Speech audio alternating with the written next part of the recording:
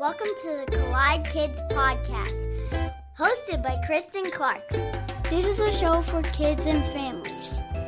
You are going to meet new people and have fun while you listen. Let's do it!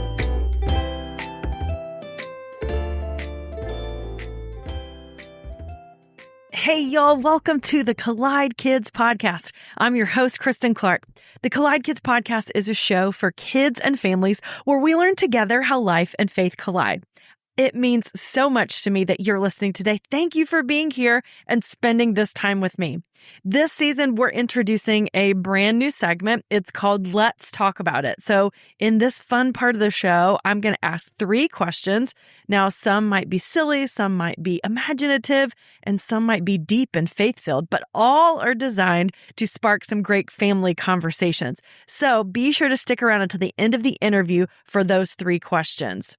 Well, I am so excited that we are only a few episodes away from our 200th episode. Isn't that amazing? 200 episodes, 200 friends. It's been such an amazing experience so far, and I cannot wait for what the next 200 are going to be like. So definitely stay tuned this month and join our newsletter so you can learn more about the fun prizes and all the cool things that we might have planned for our 200th episode. It's going to be so much fun. 200 episodes makes me think of all the different people that have been on the show. So many different jobs and experiences and personalities and people from all over the globe. It's just been so cool to meet so many different people. And I love being able to celebrate those differences. God made each one of us wonderfully unique, and our differences are definitely something to celebrate. When we take the time to understand and appreciate people who might think or move or communicate differently than we do, then we actually grow in love and kindness and friendship. That's what's so important. And that's why I'm so excited today to have a guest on my show. Her name is Kim Botto, and she is an advocate for people with disabilities, neurodivergence, trauma, and behavior challenges. For the past several decades, Kim has led children's and student ministries at the local church while also leading initiatives around adoption and foster care, which is so important. As an adoptive mom herself and an advocate for kids and teens who have experienced trauma or are neurodivergent or disabled, her passion is creating spaces for all kids, regardless of their background, behavior, or unique needs, to belong, to contribute, and to grow. Through speaking and writing and coaching, Kim works with parents, church leaders, and organizations to help equip volunteers and staff teams, strengthen families, and support parents. She is also the author of a new book, Boundless Hope for Every Child, a book that will provide tools for responding in helpful ways to kids and teens with concerning behaviors. I think having conversations about being more inclusive and welcoming to people with differences is so important. And so I know you're going to enjoy this conversation with my friend, Kim Botto.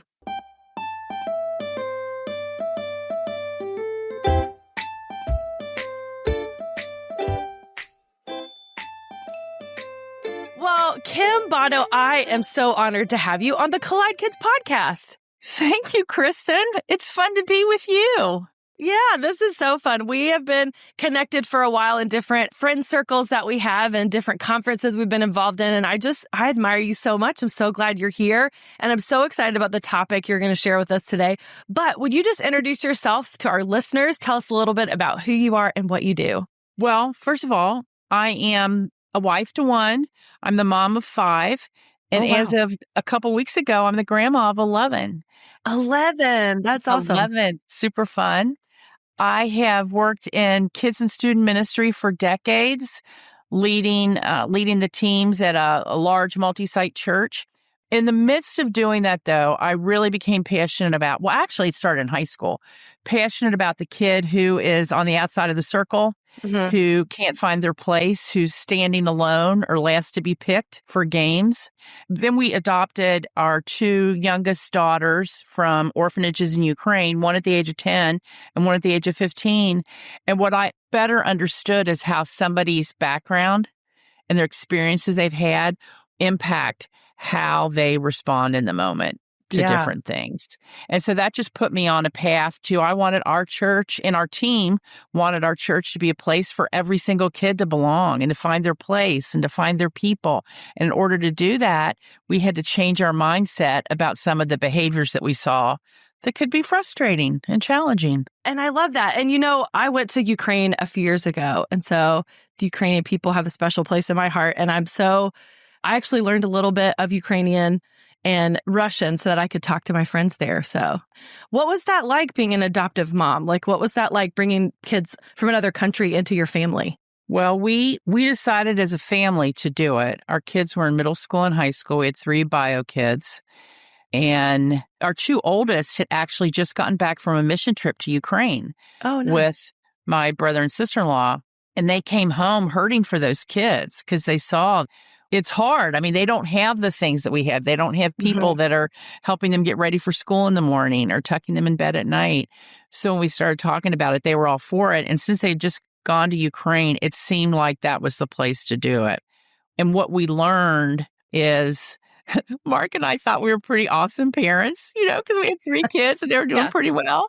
And what we found is because of our youngest 2's experience, a lot of the things that worked really well with our bio kids who had grown up in a loving and supportive environment didn't work with our kids who didn't. And for those who are listening, some of the kids who are listening, you probably had time out before. And that could be a really effective strategy to give everybody space to kind of take a deep breath and then come back and talk about it. But for our 2 youngest, they had basically spent their whole life in timeout.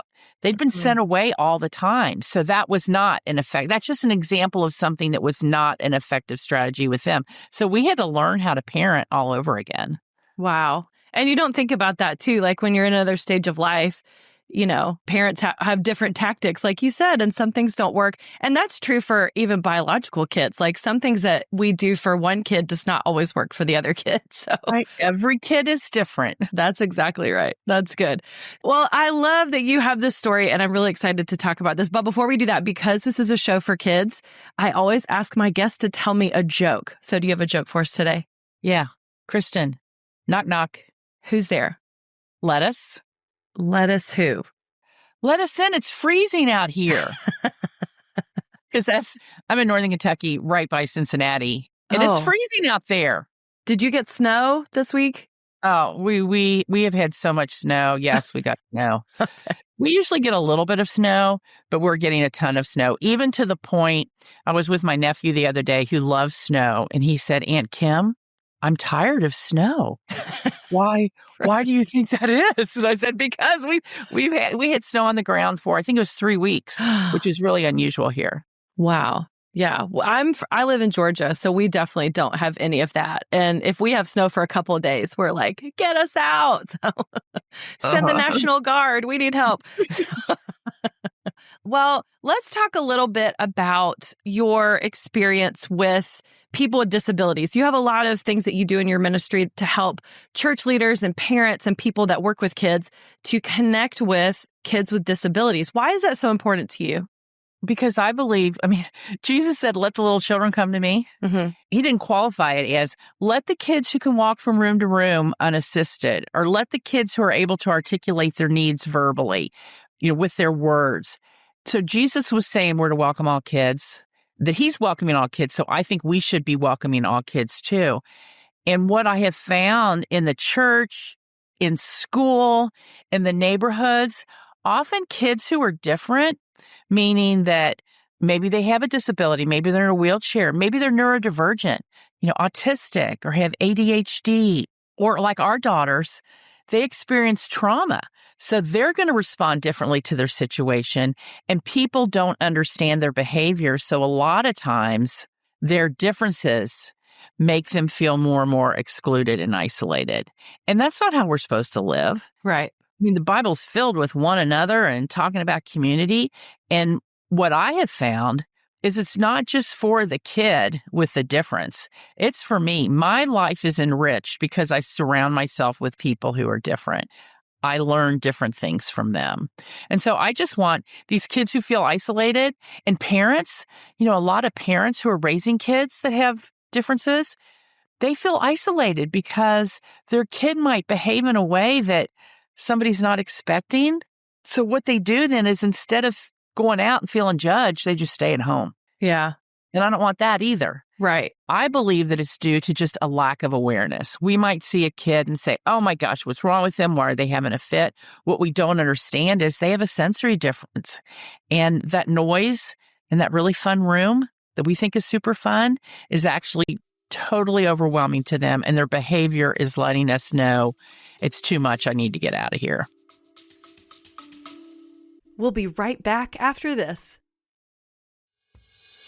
You know, raising kids in the digital age isn't easy, but Bark Technology makes products that help parents keep their kids safe online and in real life. They have an app, a phone, and a home device that lets families set parental controls on their internet-connected devices. I love the app because it helps us manage screen time and blocks websites and apps we want our kids to avoid. It also sends alerts and gives us the ability to monitor texts and social media and even track your child's location. Visit bark.us to learn more about how you can keep your kids safe online. Use the code COLLIDEKIDS to get 15% off your subscription of the Bark app.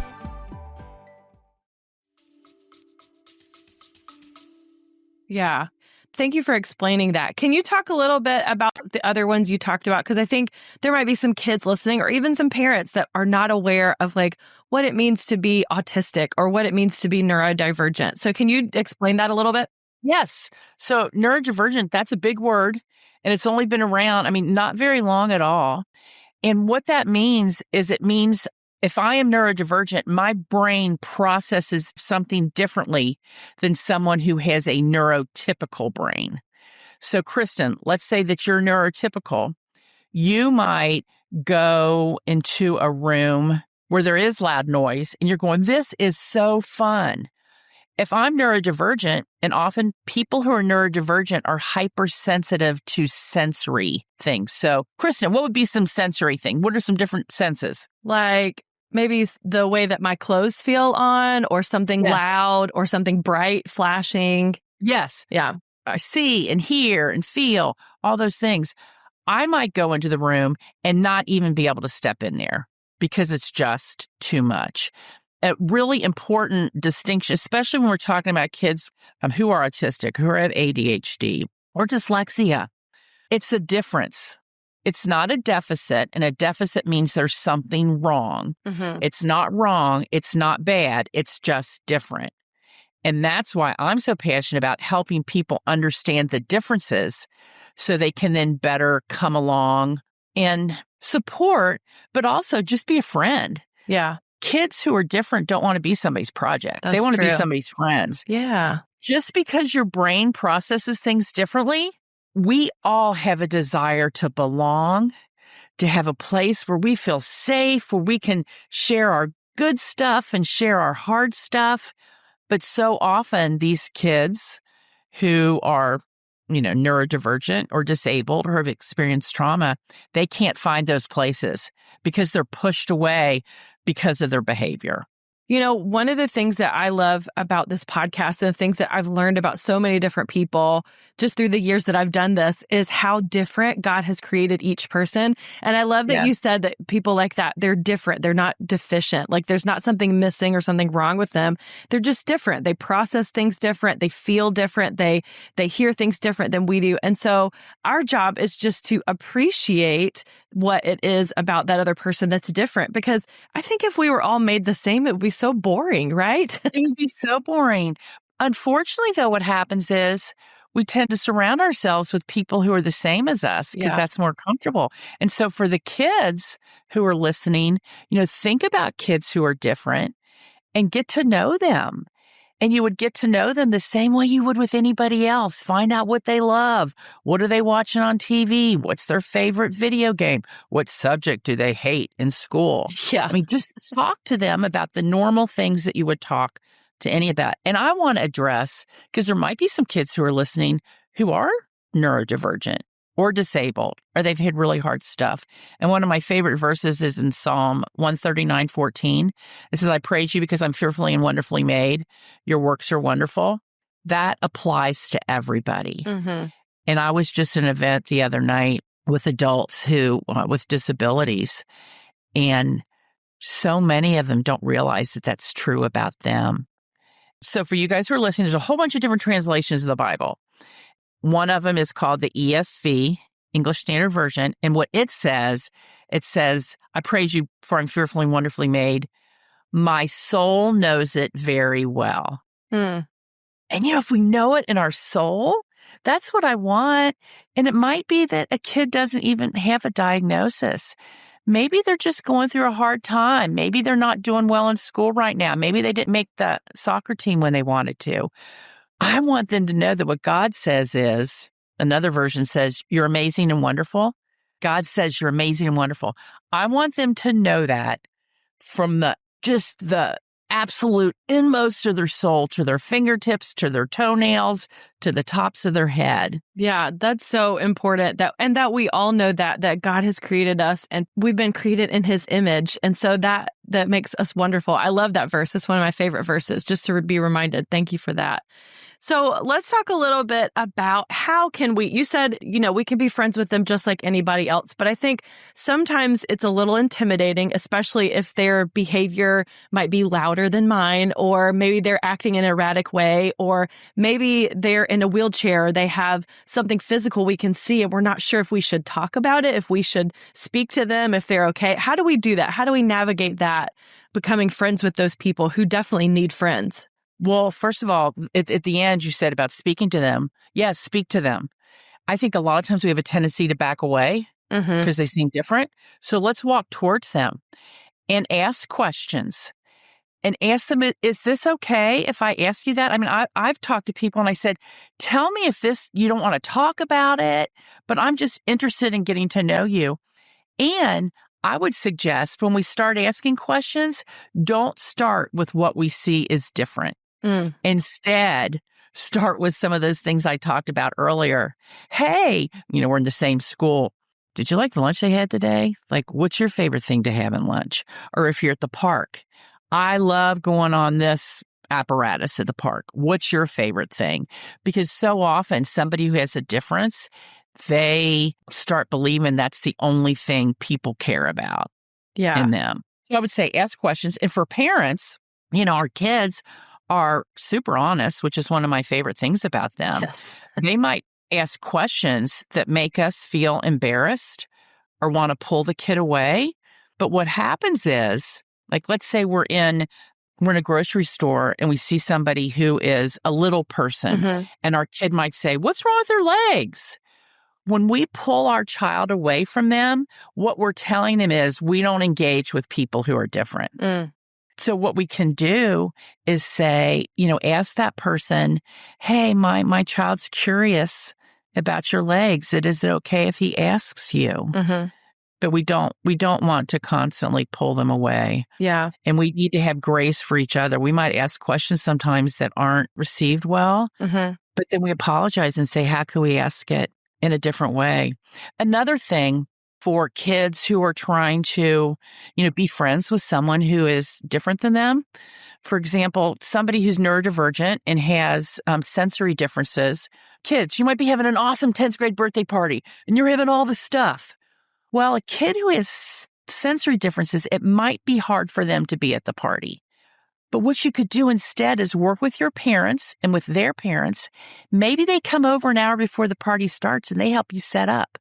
And they have the first piece of cake with you. Because you know what? It's okay if when you blow out your candles, there's a piece missing. Yeah. That makes the cake more interesting. That's right. Let them come over. And then maybe they only stay 10 minutes after the people get there, the other guests. But then they feel included. Another thing is it's wonderful when we invite kids into what we're doing. And I love it when I see kids on the playground and they're going, hey, come play with me. That's great. Continue to do that. Also, for some kids who might be sitting on the bench or not playing, go to them and ask them, what would you like to play right now? Do you want me to just sit on the bench with you? So join them in what they are doing rather than always inviting them into what we're doing, because what they might not feel comfortable, they might not be able to due to differences or their development. I mean, I've heard so many stories of kids who feel left out And just having somebody sit by them on the bench, that's huge. I mean, they come home and they're talking about their new best friend, and all that person did was just sit with them. I love that. And I think a lot of times we think, oh, I'm not equipped for that, or I don't know how to do that kind of thing. And like you said, it's so simple. We just invite them in, or we join them where they are. I had a guest on a few years ago, and she's talking about when we're learning to make friends, that a great way to approach someone is to affirm first. In other words, to say something kind about them, something we see, like, you have a great smile, or I love your shirt, or what cool shoes, like just start with something that you like about that person or something you notice about them. And then you can ask those questions like, can I ask you about your legs? Or can I ask you why you act this way? And so I think when we go in and approaching them with this kindness, like, I notice you and I'm approaching you, to say something kind to them is always going to go so much further than if we just start in with the questions about their differences, like you said. Absolutely. And parents, our role is to help educate and inform our kids. Mm-hmm. And I was at the park with my 7-year-old autistic grandson, and he was stimming. And for those who don't know what that is, it's, for him in this case, he was flapping his arms, which is a common way for people who are autistic to either express themselves or to calm themselves down. So a little boy came up to me and said, "What's he doing? Why is he doing that with his arms?" And his dad was kind of like, "Oh my gosh." And I said, "Oh, it's great you asked." And I'm trying to think, okay, what do I respond? So I said, "He's very happy being at the park.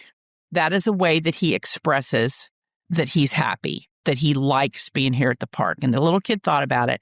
And then he went back and got a transformer out of his car. And he said, "This is what I do when I'm happy. I play with my Bumblebee transformer." And so this kid then was able to see what Micah was doing. There was nothing wrong with it. Right. It was just different than what he does, and he's really happy. Oh, I love that. And I think, too, like you said, it's okay for kids to ask those questions. They're going to. And so how parents respond to it, and sometimes, like you said, it's not an appropriate time to go up to that person and ask them, but you can also say, you know what, let's learn about that. Let's look that up. Let's decide together how we're going to learn more about people that are like that. And so just making that an open opportunity to have conversations with your kids about stuff like that is a great thing to do. I have a friend she prefers the term little person. Mm-hmm. And she says, just say hi. Yeah. Even if your kid asks a question that maybe you're uncomfortable with, she said, when you're whispering to your kid and pulling them off, she goes, "I can hear you." Like, I know what you're saying. So instead, if your kid asks a question that maybe you don't think is appropriate, just start the conversation with, "Hey, just say hi to them." And she said for her, it makes her feel seen. It makes her feel known. And then what we're showing the kid is we engage with people who are different than us. Yeah. I think that's so important. Yeah. And just saying hi is such a simple thing to do. Right. We can all do that. Yeah. Loud whispering. Don't talk to them. Don't look at them. Right. That's not the way to handle it for sure. No, well, I love that these are the things that you're a part of, that this is something you're passionate about. Is it because your grandchild has a disability that this made you aware of it? Or was this something you learned about earlier on? I mean, I was in high school serving at my church, and always put as a leader of the group of little boys who couldn't keep their hands to themselves, who were running, who were, sticking stuff in their pockets they shouldn't be sticking and I loved it. I loved being with them. And so I feel like I was old. I was probably in my 40s or 50s, where somebody said to me, "Hey, you do know that a lot of the kids that you're running to be with, at the same time you're running towards them, people are running away." So I believe that God has given me a unique calling for that. Mm-hmm. And we can all be more inclusive. Yeah. People who are different. And certainly, with my grandson, with my daughters, it just raised my awareness of how hard it is for people who aren't typical. Mm-hmm. And so I wanted to help raise awareness. And if a parent who is listening to this, who is raising a kid with disabilities or neurodivergent or experienced trauma, adoptive, foster, kinship parent, it's often too much for them. Mm-hmm. They need an army around them helping to raise awareness and create places where their kids and their family can be welcome and be a part of a community. Yeah. And I think, too, they're tired of being the only ones talking about it. They Absolutely. always have to explain the differences or the things like that. So to have other people that can be educated and know about those things, that's going to be so encouraging to those families. And, for families who are saying, oh, my gosh, so how do I educate my kid?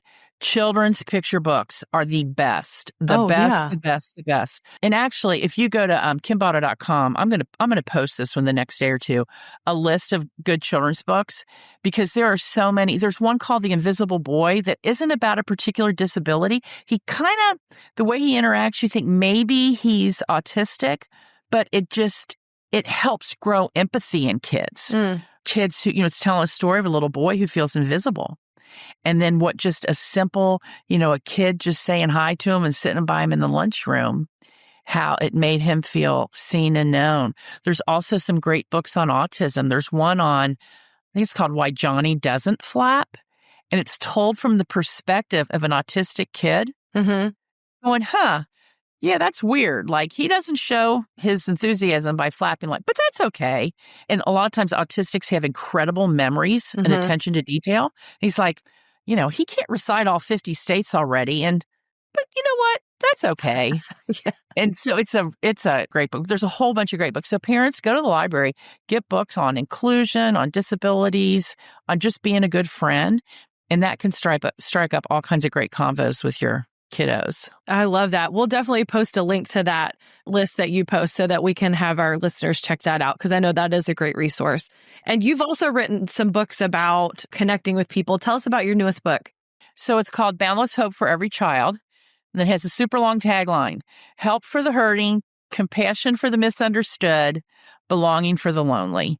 Because we've got a lot of kids who are misunderstood, they're hurting, and they're feeling lonely. And so what the book is all about, first of all, it goes through what do we believe about kids, and then want to build empathy. So we talk about some science and research, things about neurodiversity, where I sit up at the top. It's not a deficit. It's just different. So we talk about that. And then it's filled with practical strategies on how we can create environments for every child to belong. Every child and teen. I love that. I have a podcast called Every Child Belongs that also I talk to, school principals, guidance counselors, children's pastors, parents of kids who have differences, professionals, to try to help people understand. For one, it gives us proximity. Maybe I had a friend the other day say, I don't know anybody who's autistic.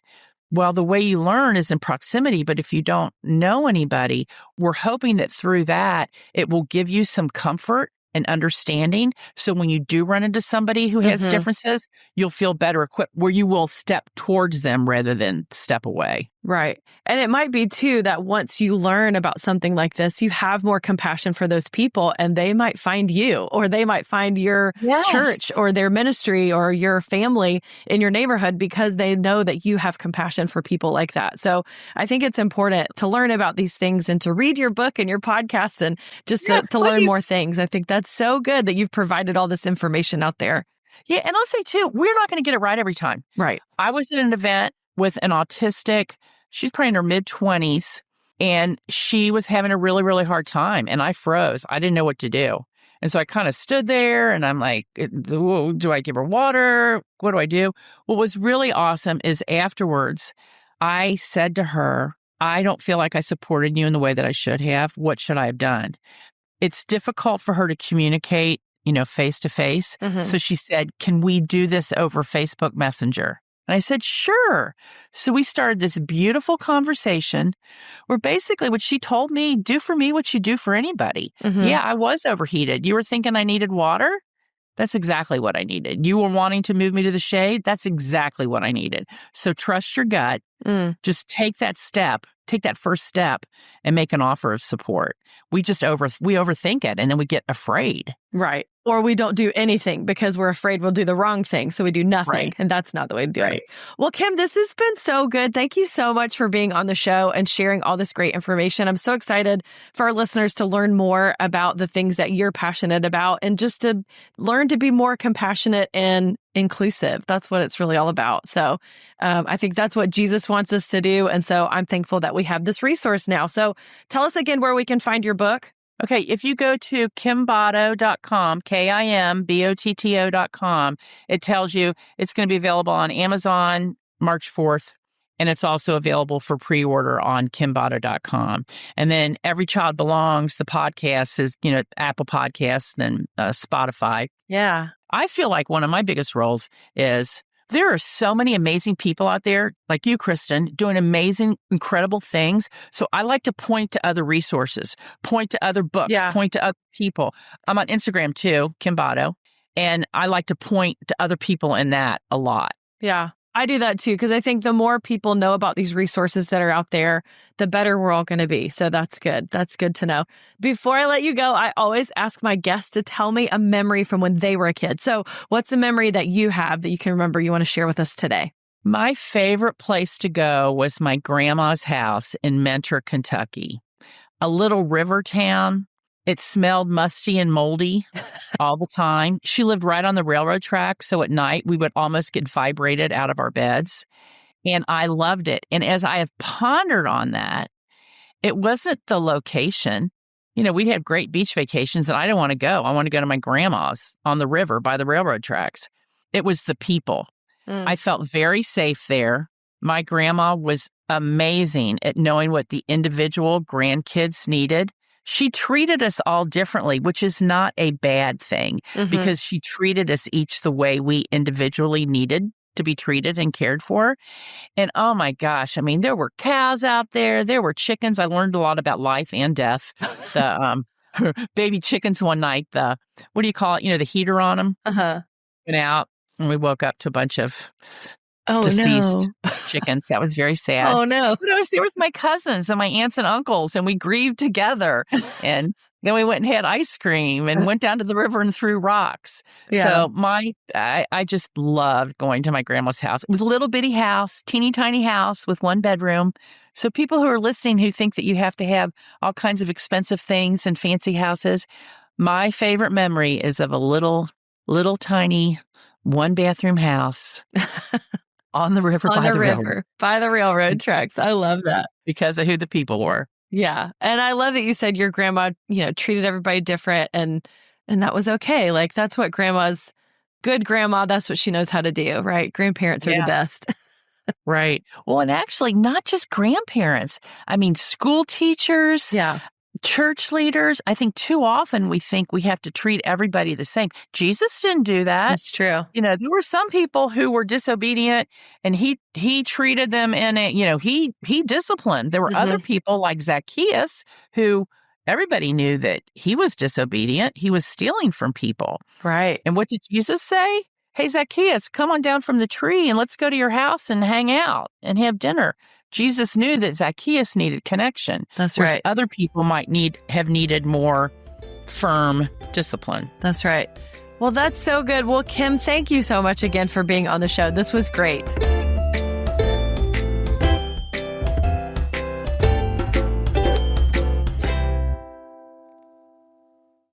Oh, I loved learning about Kim's memories of her grandmother and her house by the railroad tracks. That was so good. This was such an important conversation, and I'm really glad that we were able to talk about this and just learning together how we can be more inclusive and welcoming to people. Jesus said, "Let the little children come to me." And like Kim said, he did not qualify that with what kind of children. He wants all children to come to him. So if Jesus is welcoming to all kids, then I think we should also be welcoming to all kids as well. Kim said kids who are different don't want to be somebody's project. They want to be someone's friend. We can learn to be friends with people with differences or disabilities and get to know them and understand them and have friendships with them just like we would anyone else. And if you're wondering, how do I start? How do I reach out to that person? How do I get to know someone with a disability or someone who's different than me? Well, Kim said it's really simple. You just speak to them. Go invite them to do what you're doing, or better yet, join them in what they're already doing, or ask them what they would like to do. You can ask them questions and get to know them, but maybe don't start with what you see or notice that is different about them first. And if you don't know what to say, just say hi. It's so simple. And yet we get so hung up on those things, but I think that's such great advice. If you'd like to learn more about Kim and her books and her list of great resources to help your family learn more about people with disabilities and differences, go to kimbotto.com. Well, I know all of this conversation has really got those thinking juices going in your family. So it's time for our family conversation. So let's talk about it. I'm going to ask you 3 questions. These are great discussion questions for your family to talk about right now. So you can pause in between each one if you're sitting with your family now, or if you want to listen to all 3 and talk about the one that you like the most, or maybe talk about them later around the dinner table, whatever you want to do. Here are the 3 questions for you guys to get talking. Here's the first one. If you met someone new who seemed a little different from you, what is a great way to start a conversation and get to know them? Okay, here's the second one. Jesus welcomed everyone with love. What are some ways we can follow Jesus' example and make sure everyone feels included? And number 3, can you think of a time when you felt left out? How did it feel? And what could someone have done to make you feel more included? Those are the 3 questions. I hope you and your family have some great conversations talking about it. And be sure to share with me maybe a picture or some of the topics and things that you've talked about during this time. I'd love to hear more about your family conversations. You can share those with me on Facebook and Instagram at Collide Kids Pod. And hey, if you'd like to be on the podcast for our kids only segment, don't worry, we didn't get rid of it. We just have moved it to our YouTube channel. So if you'd like to send in a video of you singing a song or telling a joke or a Bible verse, I will put you on the next YouTube video of an upcoming episode. Just go to my website, collidekidspodcast.com, and click the tab at the top that says Kids Only, where you can find more information about how to send that to me. And while you're on the website, be sure to sign up for the monthly newsletter.